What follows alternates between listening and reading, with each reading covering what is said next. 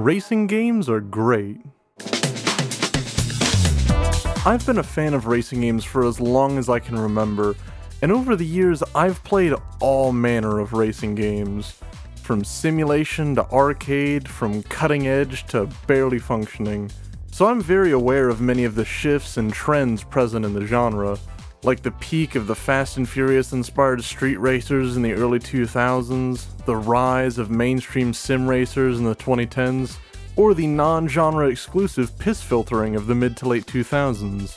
And of all the things I've seen come and go in the genre, there's one that's always got to me since we don't seem to see it almost at all anymore. And that's a category I would call simple racing games. Now what I mean by this is a bit nebulous and encapsulates a bunch of things. Like, I know a number of people who would look at almost any arcade racer and derogatorily call it simple even if it has more complexity to it than an over-intensive physics engine. No. What I would class as a simple racing game is a game that hits a few key points. 1. Easy to learn, usually hard to master, i.e. a game that is very accessible but usually comes with a comparatively high skill ceiling. 2. Straightforward gameplay, basically the ability to boot up the game, hop past just a couple quick menus, and in less than a minute's time be able to get into some kind of race or event. 3. Compelling racing. This and the last point is what separates this kind of racing game from many modern racing games, especially of the arcade variety. Because despite their labeling as racing games, many have shifted their focus away from racing as the primary activity for players. Which isn't necessarily a bad thing, but it is one of the key distinguishing factors between these types of racing games. And 4. They're usually arcade racers. The vast majority of games that I would consider to be simple racing games would also fall into the category of arcade racers, but A, there's some exceptions to that I'll talk about later, and B, I think the label of arcade racers does fit simple racing games, but in a different way. See, I look at the origin of simple racing games as being the same as the origin of the racing game in general. Because back in the 70s, 80s, and even into the 90s, most racing games were built for the purpose of either being played in arcades or being adaptations of arcade experiences. And this gameplay mindset would extend all the way to the 2000s with games like Midnight Club 1 and Burnout 2, and even longer in countries like Japan with the popularity of Initial D and One Gun Midnight arcade games. You might have noticed almost all the qualities I listed for a simple racing game can also be applied to a good arcade cabinet racer, because in my mind that's where the origin of this style of gameplay comes from. But you also may know that when it comes to major racing game releases, we don't see many racing games made like this anymore. Like, the majority of racing games out now from major publishers are either one of two things. An open world, customization and community focused, multiplayer heavy arcade racing game with low difficulty and a focus on player expression and freedom, or a very intensive physics simulation which almost always tries to emulate either a popular racing series or several different types of racing car. Both of these styles of racing game are valid, and I've found myself enjoying games in both of these categories, but neither one of these archetypes have the simple, straightforward appeal of the games I'm covering today. And to start, I reckon we need to go a long way back.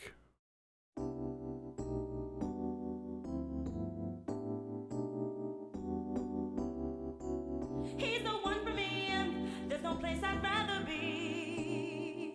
Yeah, yeah, yeah. To the finish line, everywhere you look, he's right on time. Moving to the beat. Can you feel the heat when the tires kiss the street?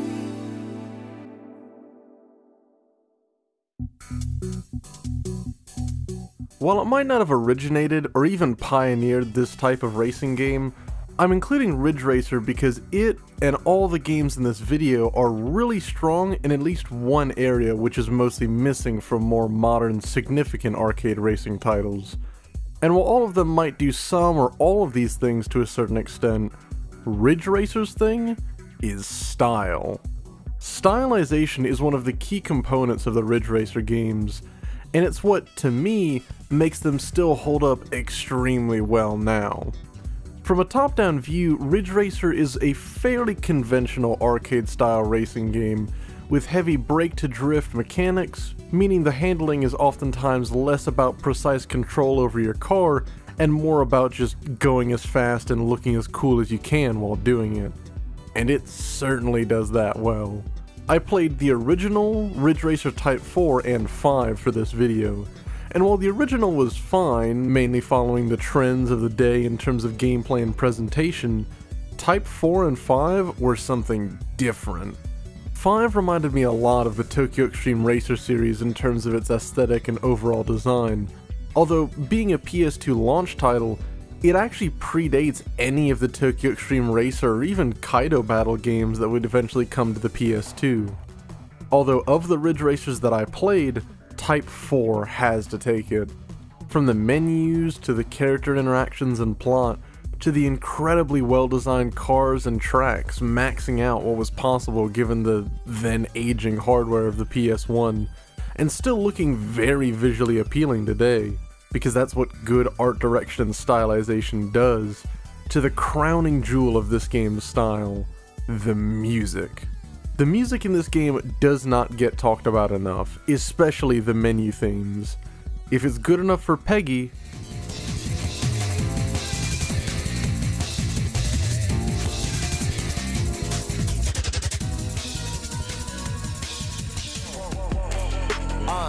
Fuck that bitch, I changed the plan. Switch my style like I switch hands. Block the witness. it's good enough for you. Seriously, if it wasn't for the fact that it doesn't have that many songs, and that the race themes are a little bit weaker composition-wise, I would put this in the same level as like a Gran Turismo 4 or maybe even a Jet Set Radio in terms of music. Because some of the best songs on here sound like the perfect mix of Japanese jazz fusion, 90s club beats, and Jamiroquai all rolled into one. And it's amazing. And this just isn't something you often see today from racing games. Its closest analog at the time in terms of style would be the Gran Turismo series. And now, along with Forza, there's almost no unique stylization left in these games, with what is left being lifted straight from the games that came before, not actually adding on to it. Although those are simcades, and almost all games that strive for some kind of realism in racing games have been basically devoid of any aesthetic for about a decade unless your name is Codemasters. But even in the arcade space, games like Forza Horizon and The Crew don't have much of a unique stylistic identity outside of cluttered and user-unfriendly menu designs and an almost universally disliked influencer angle. And Need for Speed, which on paper has a unique and interesting idea for their game's aesthetic, but they ended up not fully realizing it and kind of giving us a game that has cel-shaded character designs, smoke effects, and emotes, but then has near photorealistic car designs. In my mind, I'd much rather have something like a modernized Need for Speed Carbon or Street Racing Automodelista than this seemingly half-hearted mix.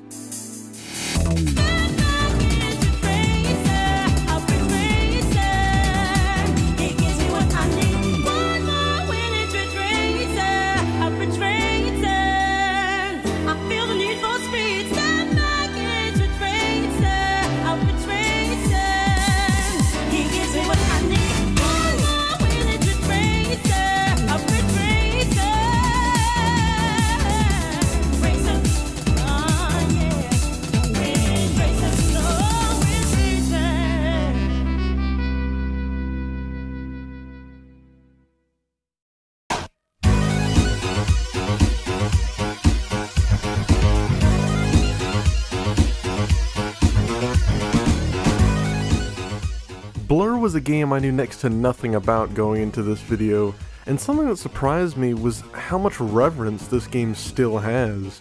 When I put out a poll asking what game y'all would bring back out of those I'm covering today, this was actually the winner, which was unexpected for me, especially since series like Ridge Racer, Flatout, and Motorstorm got several sequels in their series. Although, that may also be the reason why people want to bring back Blur specifically so much. On a heavily simplified level, you could say Blur is a bit like a Mario Kart game but with real cars, but one, there's already the Mercedes-Benz GLA in Mario Kart 8, and two, just having power-ups, racing, and lacking open worlds does not inherently a Mario Kart-like make. While yes, this game may share Mario Kart's love of power-ups, they function very differently here. They share a few of the common ones like the trip mine, straight shot, homing shot, shield, and boost.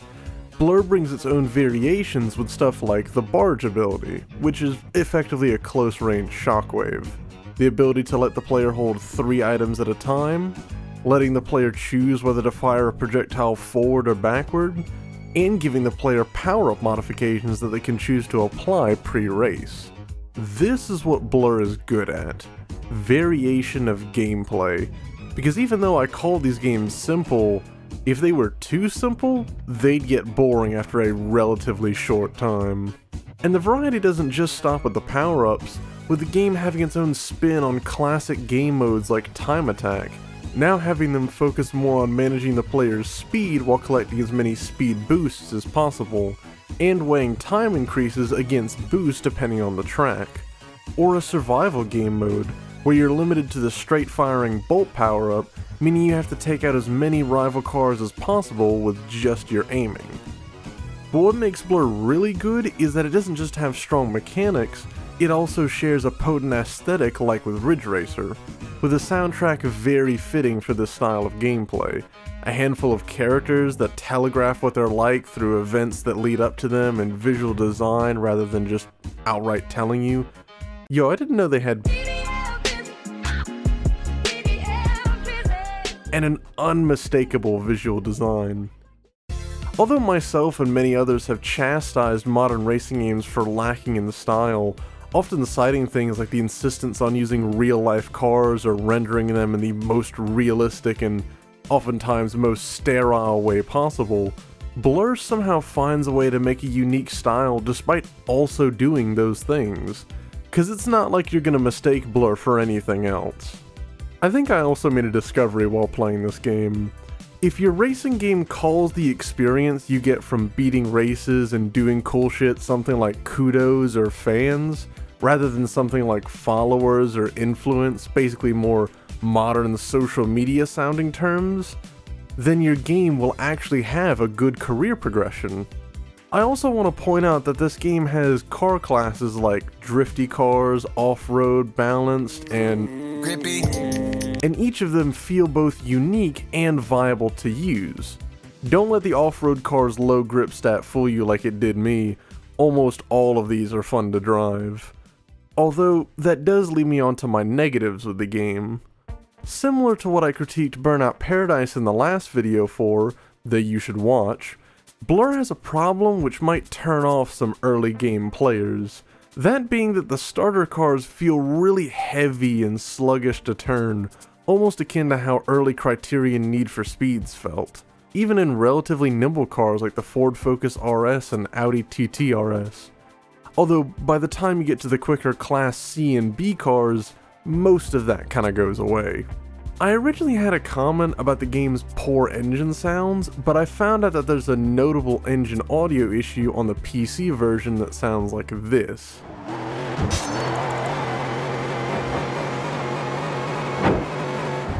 But it was only because I was playing it at 165 Hz.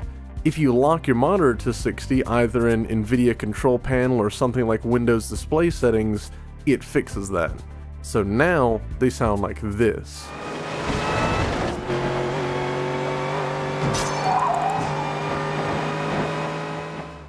It's also not the most polished game ever, but I found it to be one of the more enjoyable games of this type.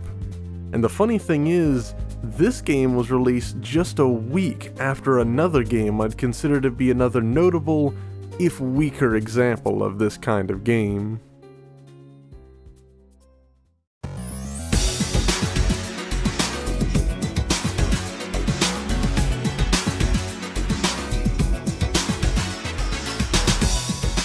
Split Second was another racing game built on its unique gameplay, but in my opinion, it wasn't done nearly as effectively as a game like Blur.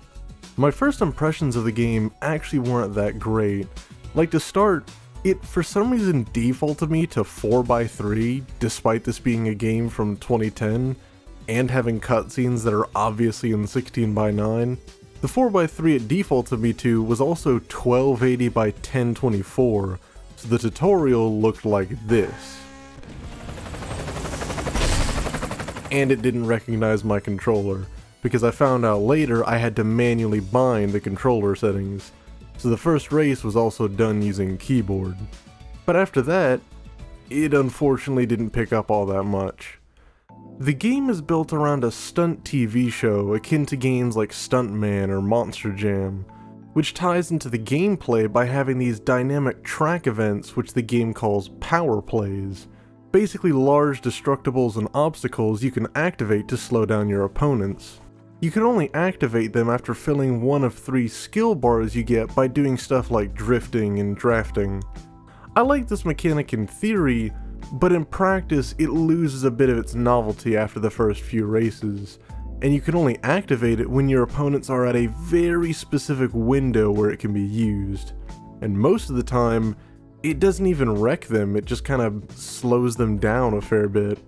I really like this feature in concept, but its biggest weak spot is the fact that it's effectively the only way to make up major positions in races, because the tracks don't leave many opportunities for the player to gain a lot of time on pure skill, and as I'll talk about later with the physics, you wouldn't want to try that anyway. The AI, while not exactly quick, are very good at keeping a gap with the player if you screw up / get screwed over too much. And finally, there's no boost. This is genuinely one of the only arcade racing games after 2005 I can think of that doesn't have boost outside of Forza. And even Forza technically has boost. This means the racing ends up being a lot less eventful than it actually looks. But if you care more about spectacle than substance, this might be the perfect racing game for you. Because this game genuinely looks like a movie scene, which makes sense given that it has the mouse's hand on it. One of my friends who actually already played this game before me compared it to a Michael Bay movie. Extremely over the top and visually stimulating, but relatively hollow underneath that. And I think that's pretty fitting. Because not only are the traps underwhelming, but they're oftentimes just as likely to take you out as they are your opponents, so it's often a bit risky to use them. And as I noted, the cars really don't drive that great either, both feeling understeery and like they don't have strong enough brakes for cars that I'd say easily top 2 tons. But if you're looking for just that kind of spectacle this game offers, this might be perfect for you. For me, I think the next game is more my speed.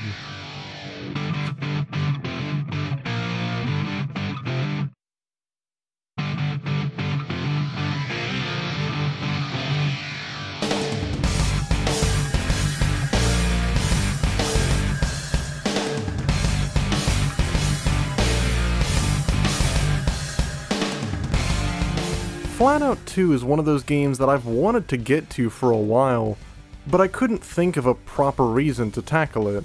But after some pestering from, and a free Steam key from Chris, who y'all might recognize from the live streams and the highlight channel, I finally tackled it. In keeping with the loose narrative of this video, it might be fairly obvious what Flatout's thing is. Destruction.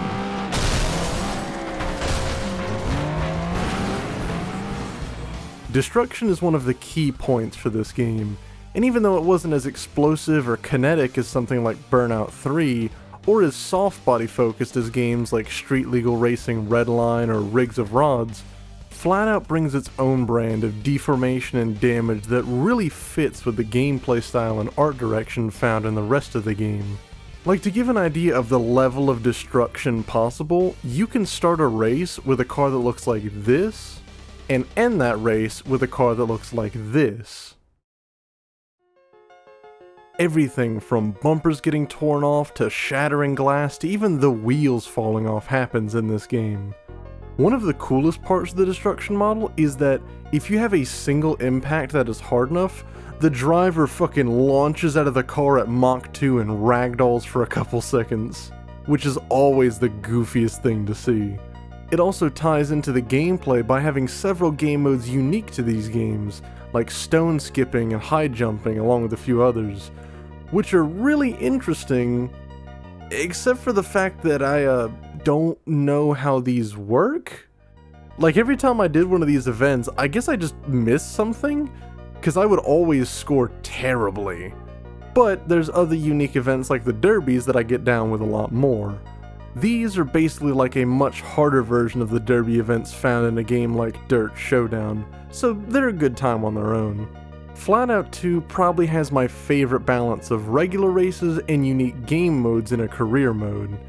Enough interesting concepts like whatever you call this shape racing, standard figure 8 racing, and the aforementioned derbies, but enough standard races to ensure a player uninterested in those extra events can still complete the game. These have got to be some of my favorite levels in a racing game like this. You have your usual rally style courses and stadium tracks, but then you have shit like bursting through a swampy country club, drifting in a dank canal, and bursting through shopping malls like a pissed off Kool-Aid man. The car designs also look like an in-between of Burnout Revenge and Fuel for those of y'all that remember that game. This game's presentation gives me vibes somewhere between Dirt 2 and Burnout 3. And even though I'm far from the biggest 2000s hard rock and nu metal kind of guy, I still enjoyed a fair bit of this game's soundtrack, like Rob Zombie, the Led Zeppelin inspired sounds of Wolfmother, and the handful of tracks that I recognize from other classic racing games. Although this is the only racing game I've ever played to feature Nickelback, so 0 out of 10, Flatout 3 better. The soundtrack gives that same level of aggression that all the classic track lists from the 2000s EA games did. Like, it didn't matter if it was rap, rock, or metal, basically all of these EA licensed soundtracks were, intentionally or otherwise, engineered to be in your face the entire time while playing. And this game does that exact same thing. Although, this game isn't perfect, with most of my issues stemming from the driving and the physics. The suspension loves to bounce, but hates compressing under the car's weight. Like if you hit a jump more than a foot tall in a stock or near stock suspension and tire setup, the car is liable to lose all control. I remember people complaining a lot about the cross-country events in the Forza Horizon games and how those would always cause you to lose control, but that's just a little rebound stiffness increase and a line straightening away from being almost a non-issue. Here, there's not really much you can do except avoid most jumps. There's also a similar issue where the cars react to even the smallest bits of debris, except sometimes they just won't. So you have no idea whether an outdoor seating arrangement is a pile of free boost waiting for you to run into it, or a police spike strip. Although I really like how you can still see cars crashing into each other after you finish the race. Sometimes the physics and AI have a simultaneous fit and end up doing whatever this is. Similar to Split Second, this game isn't very good at giving the player the ability to properly recover during a race.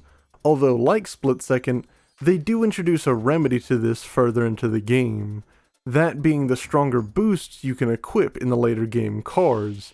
Because while the starter cars do have boost, it can oftentimes feel like it isn't really doing anything.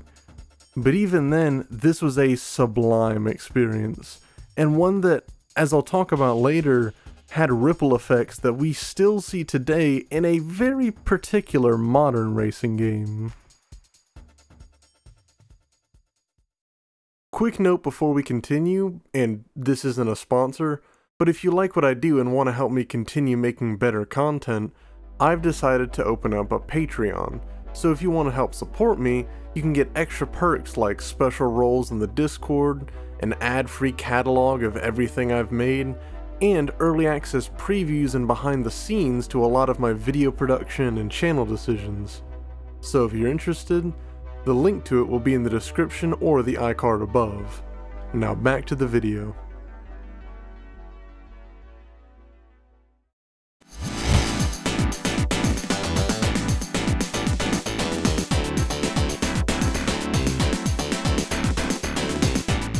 Now this is a bit of a weird one for me, because before going into this video, not only had I never played a Motorstorm game before, I barely knew what they were outside of their off-roading basis and PlayStation exclusivity. But having heard such positive reviews as of late for the series, I figured it wouldn't do any harm to include it here. Now unfortunately, I wasn't able to play through the full series, both for time reasons and because Motorstorm Pacific Rift was the one I could get running best. And despite it still being the best running, this is a quick epilepsy warning for the next section. I still had issues like this, and whatever this is. So you can just imagine how it would have been to try and get the other games working. But even limiting myself to just one game, this was still a great introduction. These games are built around their off-roading festivals, which the game calls the Motorstorm Festival. Think of it almost like Colin McRae's Pro Street or V-Rally Horizon to get a bit of a vibe of what they're going for. Although instead of just rally cars, you have cars, buggies, trucks, and bikes, all competing on tracks that vary from HD Far Cry 1 to modernized Diddy Kong Racing Hot Top, but with added cliff edges.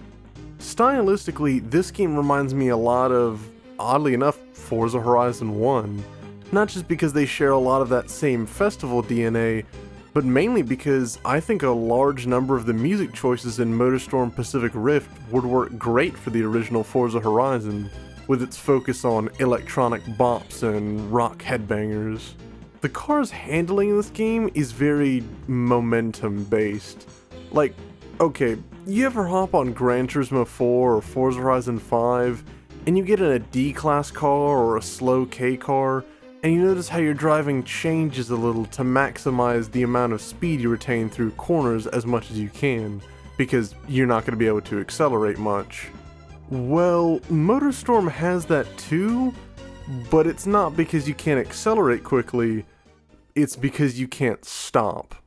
Yeah, you can slow down, kinda, but outright stopping, probably not gonna happen. That does make some sense given that these cars are almost always driving on loose surfaces, but that doesn't explain why the cars also feel really grippy at low speeds and when making moderate steering adjustments, but suddenly feel like they're on ice trying to turn a full corner.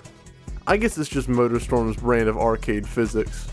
This game was actually very difficult for me, mainly because it takes a very different skill set to control these cars and trucks effectively, as well as managing the unique boost mechanic.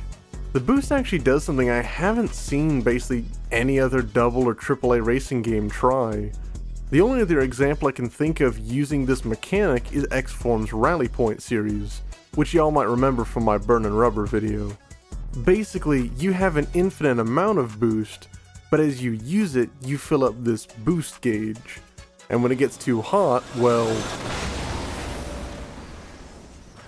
yeah.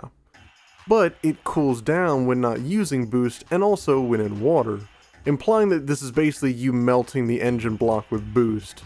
This and the unique gameplay and challenges in the campaign gives the game a unique feel which pairs well with its wide variety of content, because each of the main vehicle types has several variations which, while not impacting gameplay, are nice to see in a game relatively light on customization.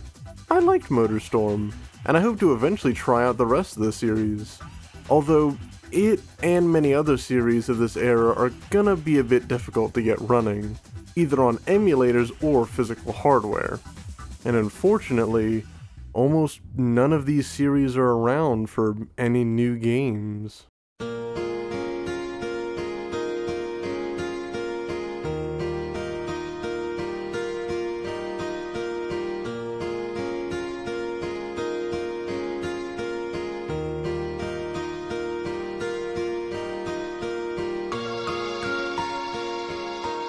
This is just the list of games that I could think of that aren't around anymore in the arcade racing space.